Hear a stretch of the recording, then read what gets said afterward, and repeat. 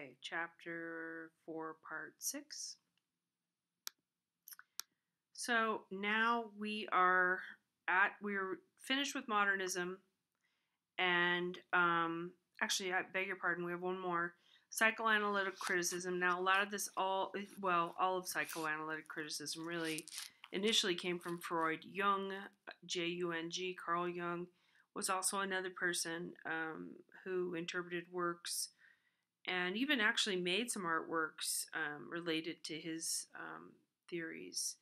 But anyway, what we're thinking about is usually surrealism when we're talking about psychoanalytic criticism. So you're thinking about how it's usually dream imagery, but sometimes it is imagery that is playing out something from someone's past, and we look at that a lot. We once we realize somebody's story, right? If we know a lot about that artist, then we start to think, oh, is that in the painting? Was their father or mother, I'm making this up, I'm totally making this up. Was that person somebody who built buildings? Something like that. Where is this imagery coming from is the question, right? So, are they shaped by their past, their unconscious urges, and their social histories? Their unconscious urges is, for Freud anyway, one of the most important aspects of what you're going to see in the artwork, okay? He didn't go around analyzing artwork, other people did using his theories, if that makes sense. Psychoanalytic criticism is appropriate for work that deals with strong emotional content and intuition. Think surrealists, that's who it's connected to, and a little bit into the Dadaists as well. All right, so postmodern. Now we're into the postmodern era, starting from the 70s. This was painted, in 1988, but it started before this time. Postmodernism is just a reaction to, or a criticism or a negation of modernism. So, like I gave you that analogy with plastic, for instance, in the real world, these ideas that progress was moving forward and everything was, the sense of superiority with the painting that was being done at the time. There's a lot of reaction toward that, okay? So there's post-structuralism, there's a lot of different postmodernist theories. And we start to think about subjectivity, we think about nuances and ambiguity, and we look at Gerhard Richter. He is still right now, and there's a film coming out on him soon, but he is probably one of the most important artists, I would say, in the top 10 in the world. So this is a blurry sort of a painting of an image, of a photographic image. And in the post-structuralist belief, there's not just one meaning to an artwork, there's multiple meanings. So more than one theory could be correct. There's no definitive meaning. Okay. In this particular piece, what we're contemplating, Richter was a German in World War II, and his family, including his aunt, was subjected to concentration camps, particularly his aunt. She was mentally ill, and they took her away and sterilized her, and there's a painting of her. This particular painting, though, is about the Baader-Meinhof group, and this was a group that were a radicalist group, and they were taken in by the police, and they were protesting and so on, and then they were found dead in prison. So the details are fuzzy. The authorities said that they died of suicide, or that that it was unclear how they died. So he has this unclear, blurry image, if that makes sense. So that's referring to that, the controversy surrounding their death. So it's blurry. It's a blurry photograph. So he paints it. This is a painting of a photograph. I know, it's a little confusing. Also, photography can be not what you think it is, if that makes sense. There's no original, there's only copies. in terms of photographs. Cindy Sherman is their big, I wouldn't say champion, but their focal point on looking at her work. Feminist critics also really look at Cindy Sherman a lot. So what she would do is she will reenact. Let's see what our next one's going to say. She will reenact a scene from a movie or a familiar person, a celebrity, or different things, not just celebrities, historical people. But she will make herself up and really act out a scene. So here we are with Marilyn Monroe as a self-portrait, and she sets this scene up. So she's questioning the reality of it. Okay, so I'm going to read from the text. It says Sherman, as a person, is literally self-created in these works. Her self is therefore understood as contingent upon the possibilities provided by the culture in which Sherman participates, not by some inner impulse. As such, her photographs reverse the terms of art and autobiography.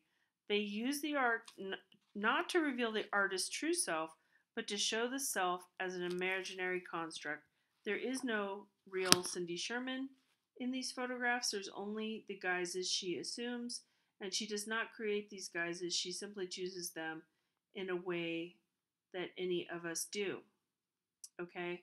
So she's copying an image, and yet she's sort of distorting it by, of course she isn't Marilyn Monroe, but it's kind of the idea that everything is up for grabs, and there's it's just something that, oh, and also that we're gonna know that it looks like Marilyn Monroe. It's contingent upon us. So she's not gonna pick somebody obscure that we wouldn't recognize. She's gonna pick something we'd recognize. Excuse me. Also, a deconstructionalist view of her work is pulling apart things like stereotypes of women in Western cultures, but also deconstructionist deals with the contradictions and myths of stereotypes. We live in a very deconstructionalist world at this point. Derrida still really influences our thinking, if that makes sense. Like, we're always pulling things apart. And what are those contradictions? What are those juxtapositions? So feminist criticism is another postmodern philosophical position. That's our bigger heading. Just don't forget that. You can backtrack on that a little bit in the book. But basically, feminism is not about just women. Okay, it's about oppression of groups in society, along with the oppression of their belief systems. And the way it was explained to me, because I think of myself as a post-feminist, somebody who assumes that women are equal, and often I don't fight some of the fights that probably I should have. So I've kind of reevaluated that, because I think there is a lot of work to be done. But at any rate, what was explained to me is that the gender roles that women play and men play, it's about men as well, in our culture now, are not serving us to the whole of who we are, if that makes sense. That there's a lot more variability, and we're starting to see some pushback on that, or some, I wouldn't say pushback, but we're seeing some experimenting with that. What are things men and women are going to do, and why, and questioning those traditional roles. We do see that a lot. Okay, but what they're talking about is they're talking about the fact that artists were not shown in the history books like we are looking at this particular book. And by the way, our author is on the extreme end of feminism, Margaret Lazari, and this book is very different than any of the books I use, and I've used two others.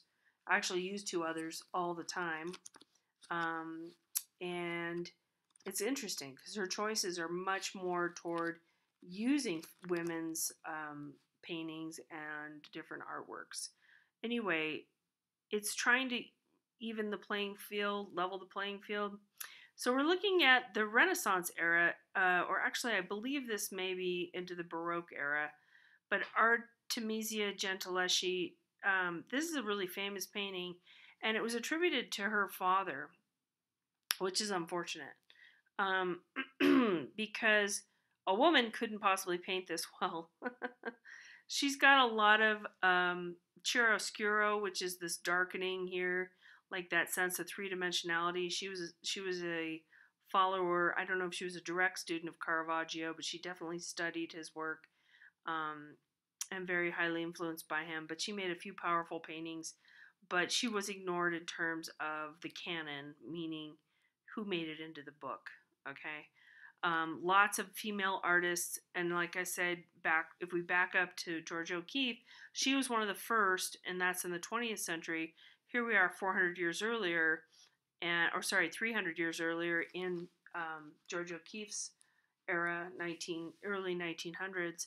Um, there was nobody getting any notice, and it wasn't until the 70s, really, until women really got their place back in the history books. Okay. So, also, women's type of work, like pottery, weaving, and decorative work, the minor arts. Now, modernist critics, again, painting was the be all end all, sculpture was second, architecture was probably a third, something like that. That mid century modern work you're going to look at in chapter 5. That was the height of architecture. Oh my goodness, international style was the end of architecture. That was the way the rest of artwork was, the architecture was going to be, and that was the belief that the human being had found the peak, the pinnacle of art making. And if you look back to the Renaissance, they do the same thing actually. Painting, sculpture, and architecture are the three fine arts. Everything else is lower, and it becomes a craft, or it becomes a more functional art making. At any rate, Navajo blankets and pottery and decorative work, um, because it was woven by a woman, would have been in a lesser category. And feminists have really pushed hard to make these things more available to the art viewers and brought up some interesting shows. And you see a lot less of this sort of separation, and you get to enjoy a lot more of these works. Okay, visual culture. Um, we're trying to integrate all the visual components of contemporary culture. Um, there's so many images that we're looking at all the time, and to try to make sense of all of that, that's part of what our writing is about.